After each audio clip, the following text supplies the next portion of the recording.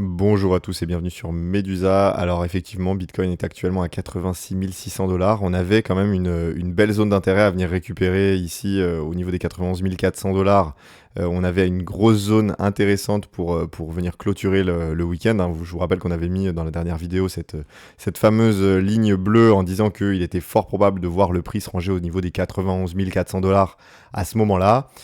C'était assez probable, hein. Je vous rappelle qu'ici on a toujours, donc vous voyez cet indicateur qui nous montre les cotations ici du week-end. Généralement la cotation du début du week-end est identique à la cotation de fin de week-end. Bon, ça nous donne des trades assez faciles. Ici quand vous êtes là, vous pouvez long pour revenir récupérer la barre grise, et puis quand vous êtes là, vous pouvez short pour retrouver la barre grise. Donc ça, c'est des trades qui sont assez classiques, hein, qui arrivent très très souvent. On en avait parlé, on l'a eu. Effectivement, du coup, on avait fini le week-end ici jeudi, hein, parce que jeudi était férié pour Thanksgiving. Vendredi matin, on a eu un petit peu de liquidité et de volatilité liée au fait que le marché était ouvert juste le matin.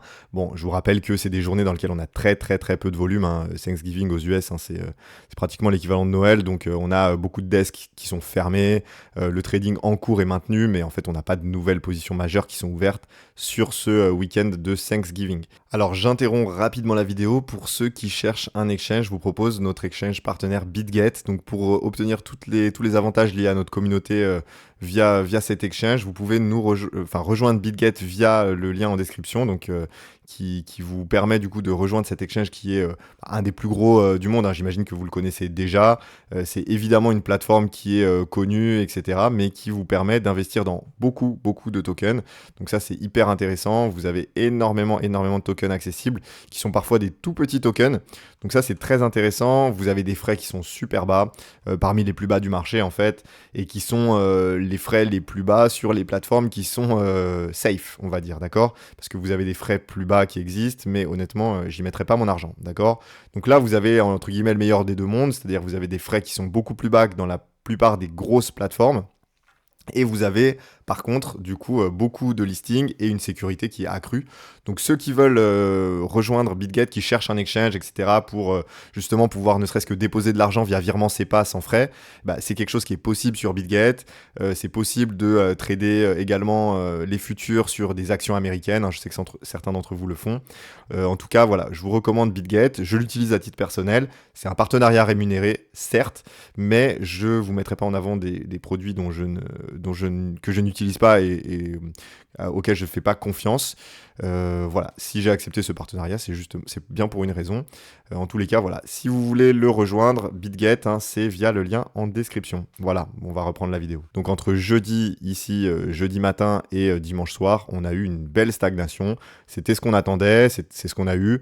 On avait au niveau des options, je vous rappelle ici, au niveau du put and call ratio, on avait ici une zone d'intérêt, donc là on ne le voit pas forcément, mais le max paying price, le prix dans lequel on liquide le maximum de monde, qui était au niveau des 91 400. Donc il était très probable de venir se ranger là pour faire perdre ceux qui pensaient qu'on serait un peu plus haut et pour faire perdre ceux qui penseraient qu'on serait un peu plus bas. Les vendeurs qui avaient prévu qu'on serait plus bas et les acheteurs qui ont prévu qu'on serait plus haut se sont fait liquider. Le prix où on exécutait un maximum justement de douleur, le max pain price justement, c'était 91 400. Donc on s'attendait à ça, on l'a eu. Maintenant, bon, on a eu la bonne nouvelle, enfin plutôt c'est bien entendu sarcastique, hein, mais encore une fois, la Chine nous annonce qu'elle va bannir les crypto-monnaies. C'est quelque chose qui est fréquent, très fréquent, qu'on a systématiquement. On a dû l'avoir 15 fois probablement depuis le début de la crypto. Alors c'est de moins en moins fréquent quand même, hein. La dernière fois, le dernier impact majeur qu'on ait eu, c'était probablement en mai 2021. Moi en tout cas, je me souviens de celui-ci qui était un impact majeur, hein, qu'on a eu à ce moment-là, du coup, le 19 mai 2021, je me souviens très bien, ici, on avait eu justement une grosse capitulation liée au fait que le mining de crypto était interdit en Chine. Et donc ça avait obligé beaucoup de mineurs à quitter la Chine pour s'installer aux États-Unis, pour s'installer au Kazakhstan, pour s'installer en Islande, dans les régions dans lesquelles on a une stabilité politique et dans lesquelles on a aussi de l'énergie pas chère. Donc de voir ici une news comme ça, c'est franchement pas nouveau et c'est loin d'être quelque chose d'inédit pour le marché. Et donc, c'est quelque chose qui n'est pas violent. Et plus ça va, moins c'est violent, hein. Vous voyez, hein, à l'époque, en mai, ça nous avait quand même fait une journée à moins 50% sur les altcoins. Là, bon, en gros, ils vont mettre la pression sur les stablecoins. C'est loin d'être nouveau. La majorité des business ont quitté la Chine, la majorité des business crypto ont quitté la Chine à cause de ça. On a un parti politique au pouvoir qui est très anti-crypto et qui veut instaurer sa propre crypto parce que justement la blockchain a de ça que c'est transparent et donc ça a une possibilité, exactement comme en Europe, de créer une monnaie numérique de banque centrale. Ça permet comme ça de pister les achats et de bien savoir ce que les gens font avec leur argent et de potentiellement limiter ou favoriser certains usages. D'accord? Donc sans rentrer dans le politique, ici en tout cas, la Chine, de toute façon, on savait que c'était pas un territoire qui était pro-crypto. Bon, ça nous donne un événement de liquidité. Évidemment, on vient récupérer une zone qui était évidemment ciblée par le marché. Ok, ici, on avait des liquidités majeures qui se trouvaient à cet endroit-là. On avait juste ici, hein, vous voyez, à cet endroit-là, au niveau des 86 000 $, on avait pas mal de liquidités qui se trouvaient là. Si on regarde un petit peu au niveau des liquidations, alors je les ai où? Je les ai ici. Vous voyez ici les liquidations, on en avait pas mal juste là. Là, je suis sur 24 heures, mais si je regarde un petit peu, si je dézoome, on avait pas mal de liquidités qui se trouvaient au niveau des 86. Et donc, il y avait évidemment un intérêt majeur à venir récupérer cet argent qui dormait ici pour venir exécuter ces frais de transaction-là et du coup, venir un petit peu récupérer de l'argent et des frais de transaction pour les exchanges et les market makers. Donc, c'est pas étonnant de venir récupérer ça. Ça s'est fait sur une mauvaise nouvelle, donc c'était parfait, entre guillemets, hein, le timing était nickel. Sur un dimanche soir, peu de liquidité, enfin dimanche dans la nuit. Je vous rappelle que c'était la nuit aux US, c'est la nuit en Europe. Il n'y avait que les marchés asiatiques qui étaient ouverts. C'était un bon moyen de venir récupérer la liquidité ici. Donc, c'est pas du tout étonnant en tous les cas. D'accord? Donc maintenant, qu'est-ce qu'il en est? Donc, on a une possibilité d'aller chercher un petit peu plus bas si on regarde d'un point de vue notamment, hop, si je vous trace le retracement de Fibo, ok, entre ce point-là et ce point-là, notre bottom et notre top. On a ici une zone d'intérêt qui se trouve juste là entre 83 et 85 000. On s'est arrêté juste avant. Potentiellement, on pourrait venir récupérer l'order block qui est juste ici, voir ce qu'il en est à ce moment-là. En tout cas, c'est plutôt à ce niveau-là une zone d'achat. Donc sur le court terme, on a évidemment justement une bonne zone pour reprendre de l'achat, hein. On est actuellement dans une zone intéressante. Si on regarde un petit peu en daily, vous voyez que ici le RSI, on sort de cette zone de survente. D'accord? Donc c'est généralement des bons signaux pour plutôt prendre de l'achat que prendre de la vente.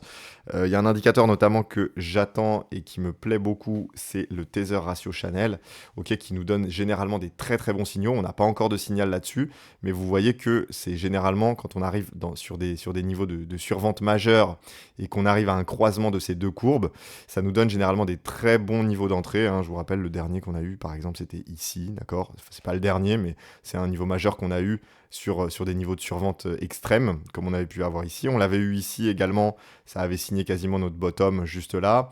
Ici également, ça avait signé justement notre bottom. Alors on avait dû ranger pendant un long moment, mais si vous achetiez les niveaux d'entrée à cet endroit-là, vous achetiez des super niveaux d'entrée, d'accord?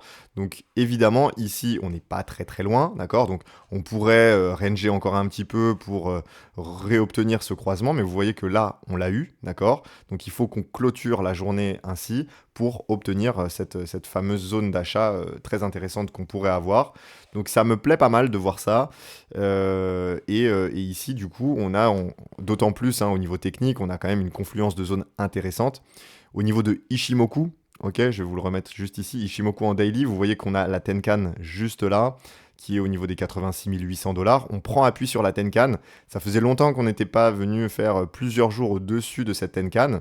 D'accord? Donc ici, c'était un petit peu ce qui justement avait pêché à ce moment-là.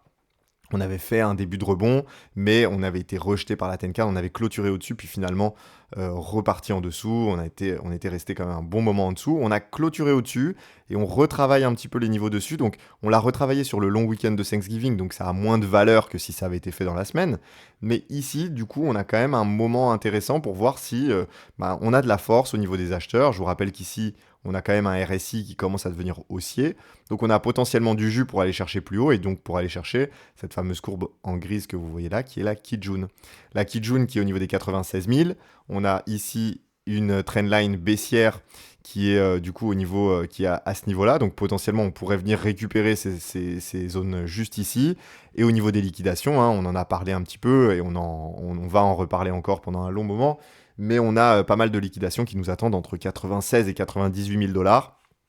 Notamment, hein, je vais vous montrer déjà ici. Non, ouais, c'est ici, sur Hyperliquid par exemple, qui est du coup transparent sur les liquidités et sur les liquidations. Vous voyez qu'ici on a une grosse zone de liquidation qui nous attend ici au niveau des 96 450 dollars. D'accord, donc à cet endroit-là, si on y va, on a quand même beaucoup de vendeurs à découvert qui sont exposés et qu'on pourrait venir liquider. Et ça, c'est le cas évidemment sur tous les exchanges. Pour la simple et bonne raison qu'en fait on est sur des zones, évidentes pour mettre un stop loss, d'accord. Quand vous êtes vendeur et que vous entrez en position, on en a parlé, mais si vous êtes ici et que vous voulez shorter le marché, vous allez le mettre sur les derniers creux, sur les derniers sommets ils sont ici, d'accord. Donc vous allez le mettre ici et vous allez mettre un objectif potentiellement en dessous de ces niveaux. Donc ici, évidemment, on incite beaucoup de traders à venir shorter le marché avec des ordres stop ici. Et donc, puisqu'on les incite, bah, ils le font, d'accord. Et donc, vous avez des shorters qui sont là. Et donc, si on vient récupérer cette zone juste ici, si on vient donc récupérer juste là, je vais vous afficher pour que ce soit un petit peu plus lisible. Hop, on va regarder ça. Hop. On a cette fameuse trendline, d'accord. Cette fameuse trendline qui nous met une pression baissière depuis quand même un long moment, ici depuis le 6 octobre. On vient baisser depuis un long moment, donc venir récupérer cette trendline et potentiellement la breaker, d'accord. La breaker, ça peut être un signal acheteur comme un signal vendeur, hein. Ce qu'il faut, c'est la breaker et ensuite, qu'est-ce qui se passe après? Si on vient la breaker pour ensuite réintégrer ou si on vient la breaker pour ensuite la longer de manière baissière comme ça, c'est pas bon signe, d'accord. Donc évidemment, si on la break pour ensuite s'installer au-dessus, etc., pourquoi pas. Mais là, pour le moment, bah, déjà, il va falloir venir atteindre cette zone-là. Venir breaker cette trendline, ça nous fait récupérer la liquidité qui se trouve ici, les liquidations qui se trouvent au niveau des 96 500, d'accord. Et en plus, on récupère notre fameuse Kijun qui se trouve juste ici. Donc entre guillemets, on a une confluence de zones qui nous invite à penser que le marché, la zone d'intérêt principale du marché actuellement, c'est celle-ci, d'accord. Le sens du marché, c'est plutôt le rebond avec justement une zone au niveau des 96, 97 000. Il y a beaucoup de monde qui attend ce fameux chiffre rond des 100 000. Je ne suis pas sûr qu'on vienne l'atteindre, à voir. Probablement qu'on viendra soit l'atteindre pour ensuite aller beaucoup plus haut, soit ne pas l'atteindre mais à quelques milliers de dollars près, peut-être s'arrêter à 98, 97, etc. Le marché aime bien faire ça, le Bitcoin aime bien faire ça, s'arrêter juste avant des niveaux psychologiques. Pour se retourner ou alors franchir très fortement les niveaux psychologiques. Bon, il faudra bien entendu voir ce qu'il en est. On n'en est pas là. C'est pour ça qu'on fait de l'analyse quantitative. C'est parce que justement, avec tous nos indicateurs, on est capable de se dire oui, là j'ai telle ou telle zone qui sont bien plus intéressantes à acheter ou à vendre. Actuellement, c'est bien entendu du coup plutôt une zone intéressante à acheter. Ça fait quelques temps que je vous en parle, hein. De mon côté, voilà, je m'étais positionné ici le 20 novembre. J'ai commencé à me positionner ici, hein, le 10 d'ailleurs. C'est le moment où j'ai commencé à repasser acheteur. Il nous a fallu une grosse pression vendeuse. J'ai rechargé un peu plus bas. Bref, on est sur des zones très intéressantes. On a des altcoins qui font des configurations super belles. Là, je sors d'un brief de 1h20 avec notre communauté privée sur Telegram. Donc pour ceux qui veulent la rejoindre, hein, vous avez tous les liens en description.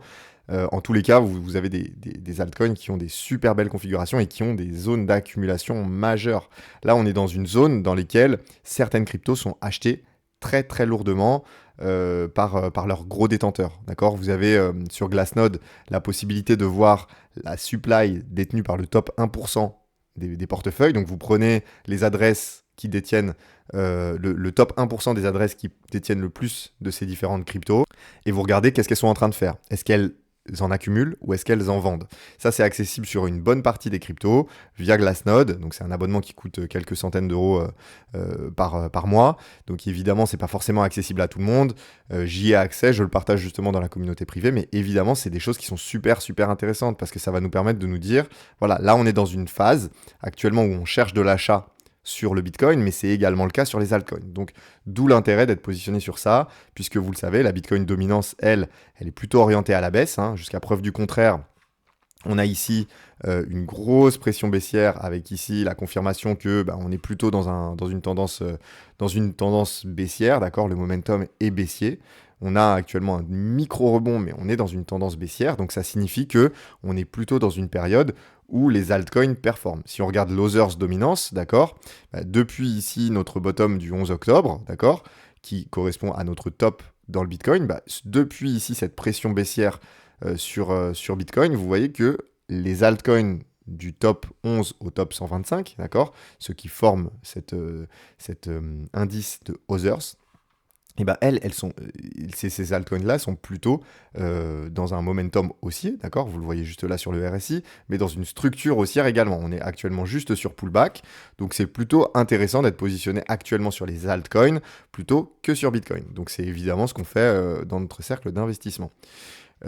Alors ensuite, on va regarder un petit peu du côté des autres indicateurs. Au niveau de la macroéconomie, on va avoir des news intéressantes, que ce soit sur les PMI cet après-midi. D'accord, 15h45 et 16h, on a des PMI qui nous donnent justement des prévisions au niveau des 50. D'accord, on serait à peu près stable au niveau des 50. Donc ça veut dire que l'économie n'est pas en récession, mais ça ne va pas non plus hyper fort. On aura ici des news intéressantes sur le rapport de l'emploi en septembre. C'est une news qui est très très importante, d'accord. Ça va nous donner justement le mot de la fin, d'accord, entre les PMI qui nous donnent l'état de l'économie, le rapport sur l'emploi qui nous donnera justement la force de, justement, oui, le taux d'employabilité aux États-Unis. Et également, ici vendredi, on aura les PCE qui nous diront si l'inflation est maîtrisée ou pas. Bon, sur l'inflation, on a Trueflation qui se trompe rarement. Donc, vous voyez qu'ici, on a un petit recul. Mais ce qu'on va voir ici, c'est surtout les chiffres. Hop, je vais vous le montrer juste là. C'est les chiffres de septembre, d'accord? Donc, les chiffres de septembre, à l'époque, on était juste ici sur une inflation qui était stable.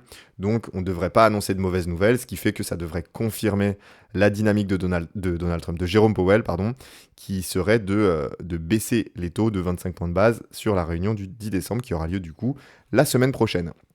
Donc plutôt bonne nouvelle de voir ce taux qui augmente de jour en jour. Évidemment, plus les jours avancent, plus on est sûr de ce que va faire Jérôme Powell. En tous les cas, ici, d'avoir 87%, ça commence à devenir quasiment certain qu'on aura des taux qui seront stables, enfin qui seront du coup au niveau des 3,50 à 3,75%, c'est-à-dire du coup une baisse de 25 points de base. Donc ça, c'est plutôt une très très bonne nouvelle.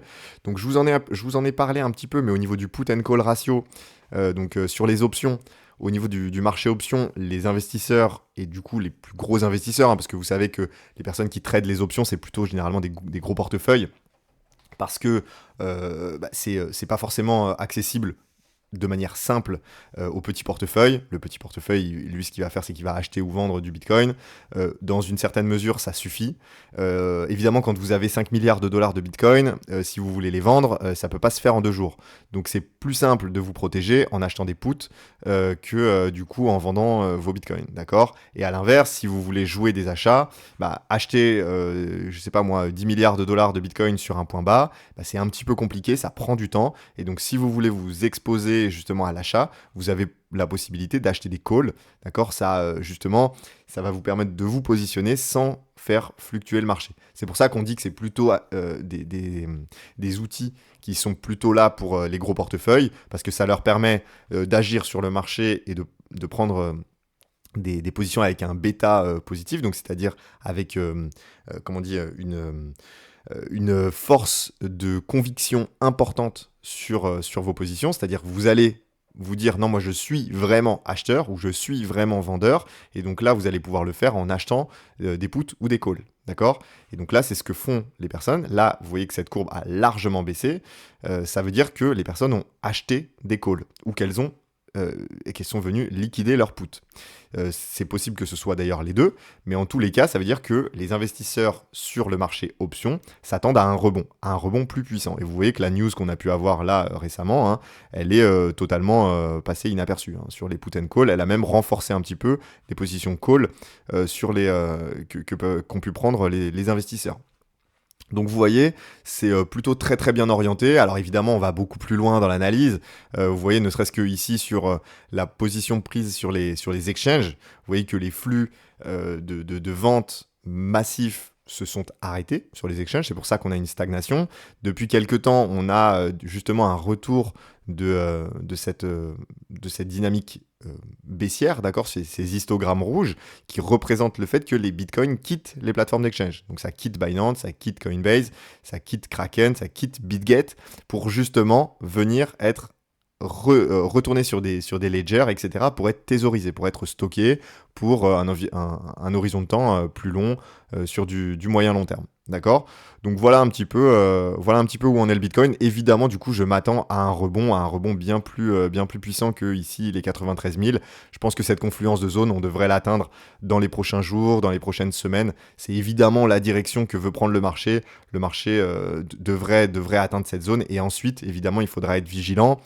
Tous ceux qui vous expliquent ce qui va se passer après, honnêtement, on a un voile de flou qui est énorme sur ce qui va se passer après. Ça va dépendre de beaucoup de choses et il faudra regarder quand on y sera les indicateurs justement qui nous permettront de nous dire oui, on va repartir, non, on va reprendre une tendance baissière. D'accord? Donc voilà un petit peu où on en est. J'espère que vous avez aimé. Si c'est le cas, n'hésitez pas à nous le faire savoir. Si vous avez envie de vous renseigner sur notre cercle d'investissement, on a des places. C'est toujours accessible via les liens en description. Vous avez la possibilité de nous contacter via Telegram. Il y a un lien du coup dans la bio, mais il y a également la possibilité via la page de notre cercle de Medusa pour justement nous contacter, nous poser vos questions, etc. de manière gratuite pour essayer de savoir si ça pourrait vous correspondre. Voilà, donc j'espère que ça vous convient et on se retrouve bientôt pour une prochaine vidéo. Je vous remercie.